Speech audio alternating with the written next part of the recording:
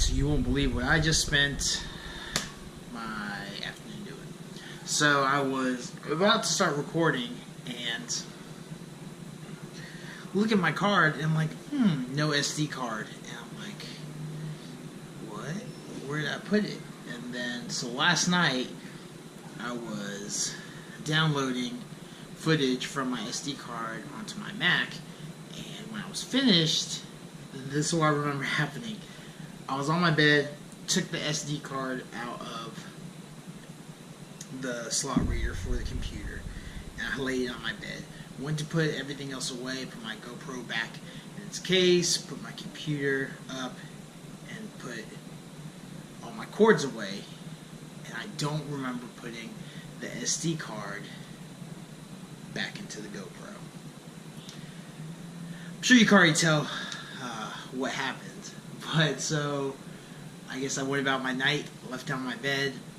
Those things are tiny, tiny little cards, and I'm like, holy crap. So I slept all night. Who knows if it fell on the bed or fell on the floor.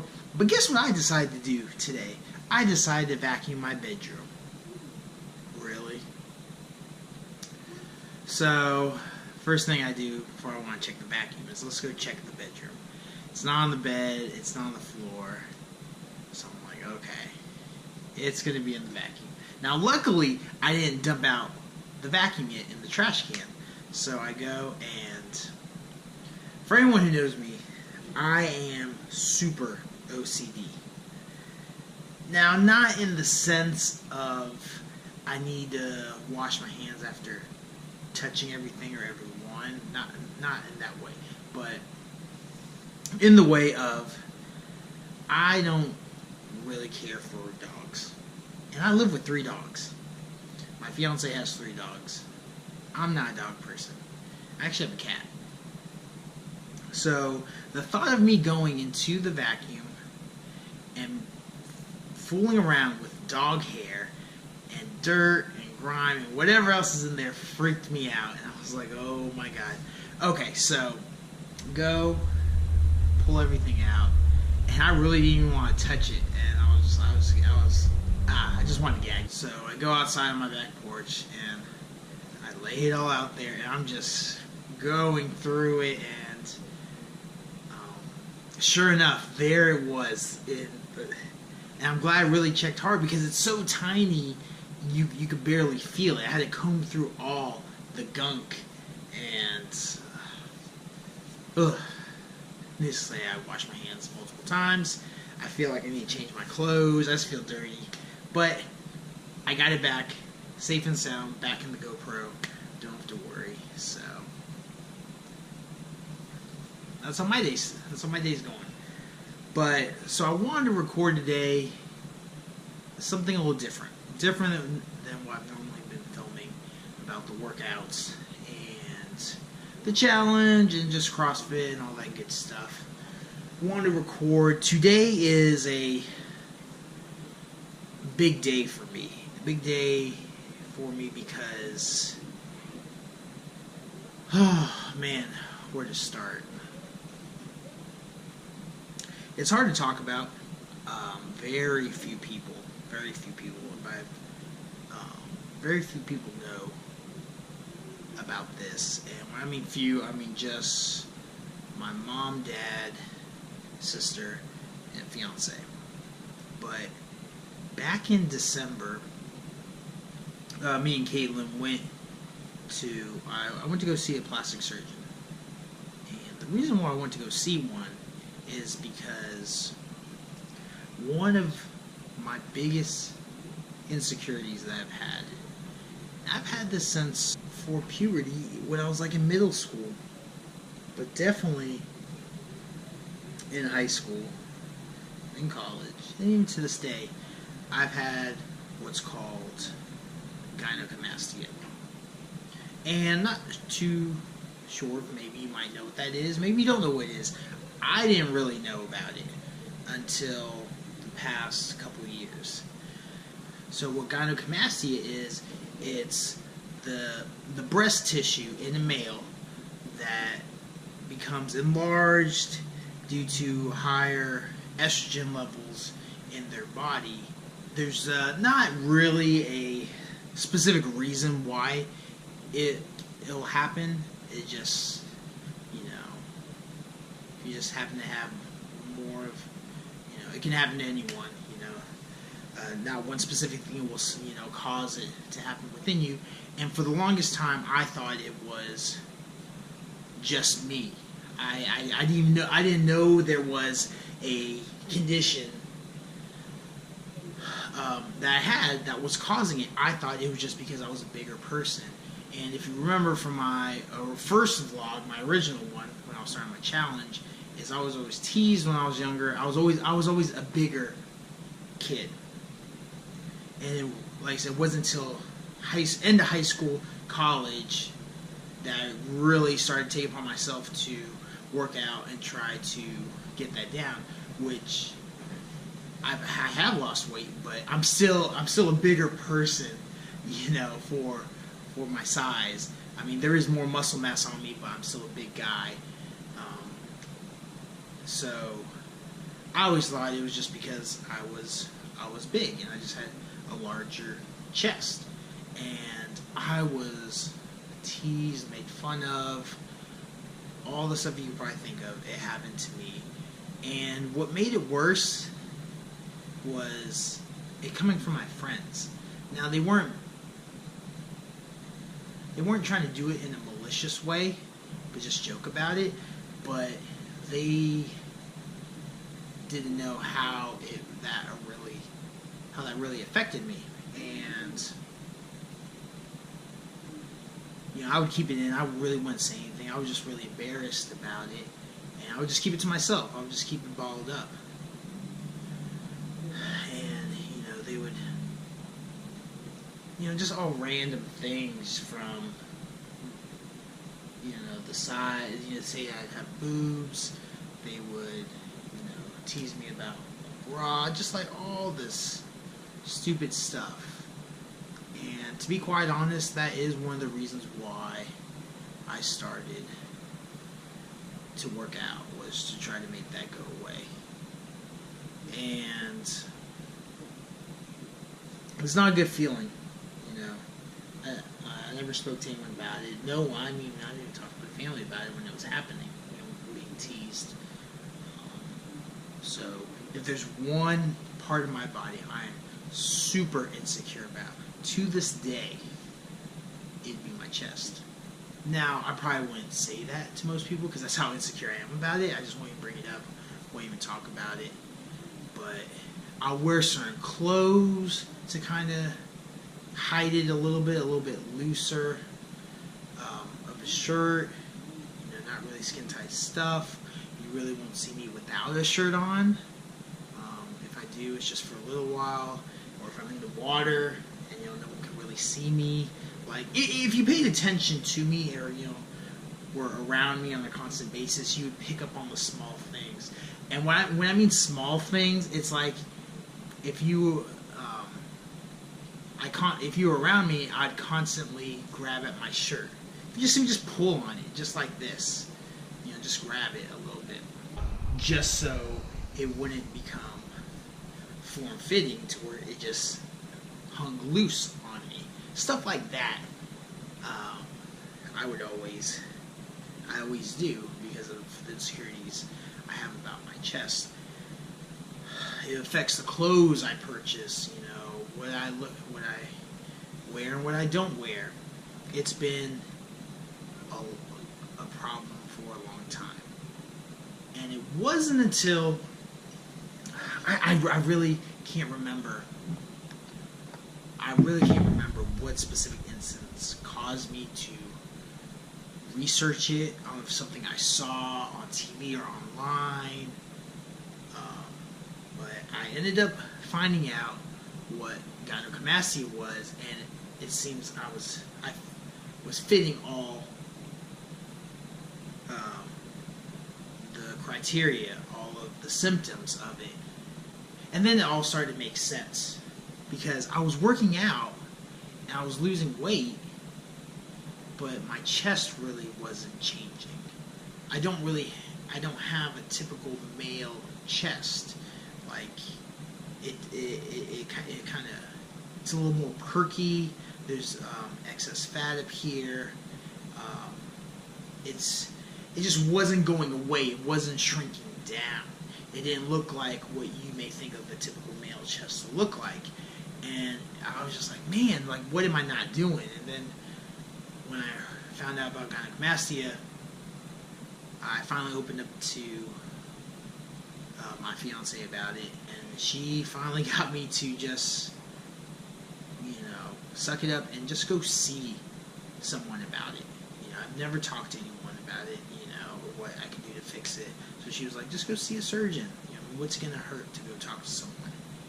And I was really nervous to do that, because even though it's affected me my whole life, I was still scared to go talk to someone about it and be open. It was hard enough talking to her about it, and now going to a doctor. So, kind of did some research on what the cost was, and that kind of made me nervous too on if it could be more than that. It's close to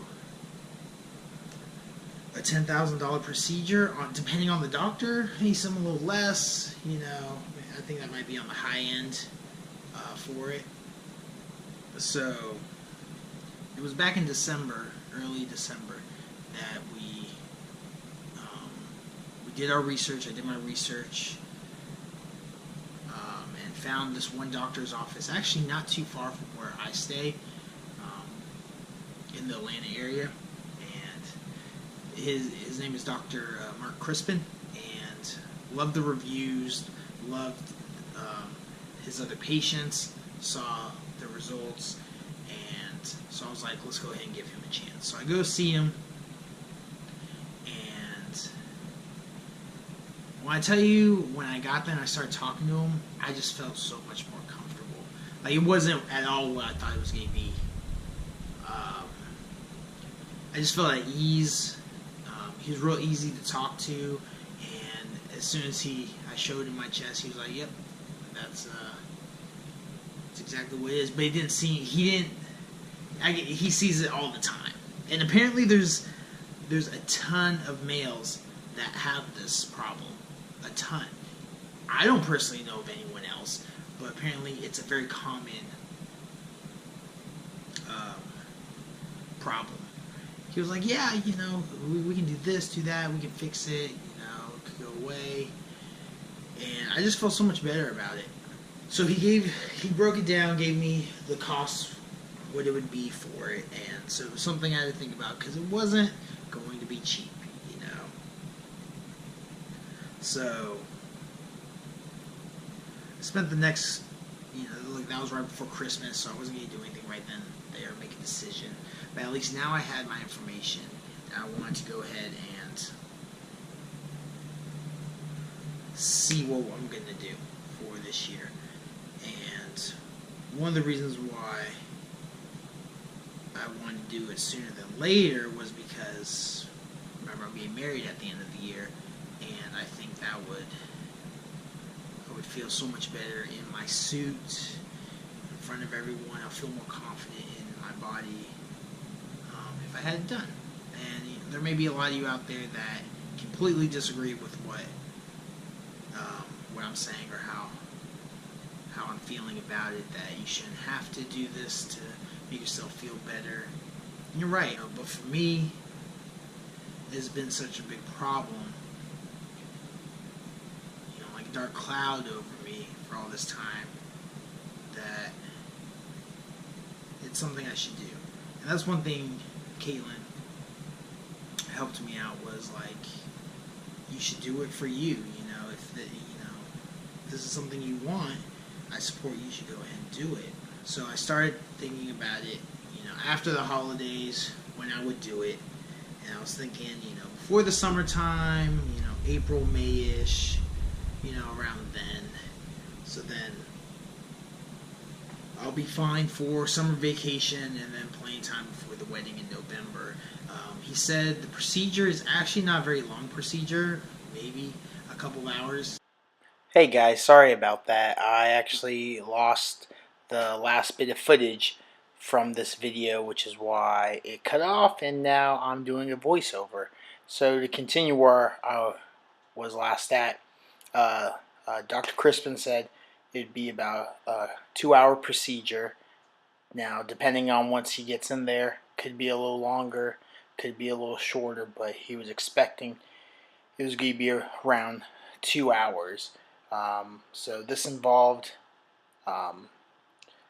basically liposuctioning the chest from basically my collarbone down to my ribs, but then also the removal. Apparently there is a hard bud that sits right behind the actual areola and nipples themselves that would have to be extracted. So I would have an incision on each of my nipples and or around them, and then on the sides of my below my chest, really near more so my ribs, there'd be incisions there, and that's where the actual liposuction would be taking place. And that, depending on how severe it is once it gets in there, I could have these drainage tubes that would have to stay in a few days after surgery, which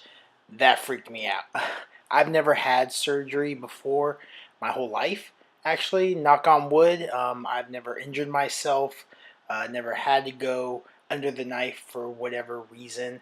And like I said, this is my first time doing so, first time with plastic surgery, first time being under anesthesia. So a lot of firsts for me. So hearing that kind of did get me a little nervous. Luckily, Caitlin, being in the medical field, she's very comfortable with all that, and so she would have to constantly pay attention to these tubes and drain them every few hours. So that was a lot to take in. So we left the doctor's office. I felt good about the meeting itself. I loved the doctor. I liked what he could do for me. It was now just a matter of, should I be doing it? It was an expensive procedure, and also with the wedding coming up, wanting to get a house, just be other responsibilities, trying to be an quote unquote adult. We always joke about, I want an adult today or anything like that. So that stuff. So I was doing the pros and cons for all of it, and I actually spent the next, obviously, few months. Look, I'm talking to you now about it, debating whether I was gonna do it or not. And then I consulted my parents about it to get their opinions, and of course what they said was, they were like, Derek, we support you on whatever you want to do, but this is your decision, so we can't make comments about that. So I can appreciate them saying that, but it didn't help me out. It's not what I was looking for, but I understood. So I went back and forth, and after weighing everything, there was this comment Caitlin made that was finally the deciding factor on me to want to proceed with this type of procedure. Where she said, Derek, we're always going to have something going on in our lives. Things always going to happen. There's not going to be just a time where everything is calm and smooth and we have no bills whatsoever, then for me to do that procedure. So she was like, there's always going to be something going on. If you don't do it now, you'll never do it. And when she said that, it kind of just clicked for me. So that's when I made the decision to just do it. And so I'm talking to you guys right now because today I actually called Dr. Crispin's office back and scheduled the appointment. So, but I'm here telling you today, I did it. I booked it, paid the deposit, or really, I guess we call it deposit, to book my date. It's going to be April 15th, which is a little over a month and a half away from where we're at, which will be perfect. I mean, it's still early enough. They did say recovery time was going to be pretty long, at least 4 to 6 weeks of no exercising. So, all my friends that know me, that's going to be absolutely horrible for me because I love going to see my friends and work out at CrossFit every day. So, no exercising 4 to 6 weeks. Swelling and bruising will last for weeks, and it will take a couple months for everything to settle back down and look how it's supposed to. So this will be a very long, slow process. Yeah, so I'm going to keep you guys up to date with this. I really, really appreciate you taking the time to watch this video. I know it's very different than my other ones. It's very raw. Just me and you guys talking about it. No workouts, no music, no funny stuff. Just me opening up to you. I mean, this is huge. So, like I said, I really appreciate you watching this video. Let me know what you think. What your thoughts about this is. If you know someone who has gynecomastia, what they're going through, or if they've had surgery too, comment below. Tell me about it. I like to see. And I'm going to keep you guys up to date and document more of this procedure upcoming and how it goes. Give this video a thumbs up if you liked hearing me ramble, and open up to you guys, and comment below and check me out for the next video, hopefully real soon. So I appreciate it, and I'll talk to you guys later. See you then. Bye.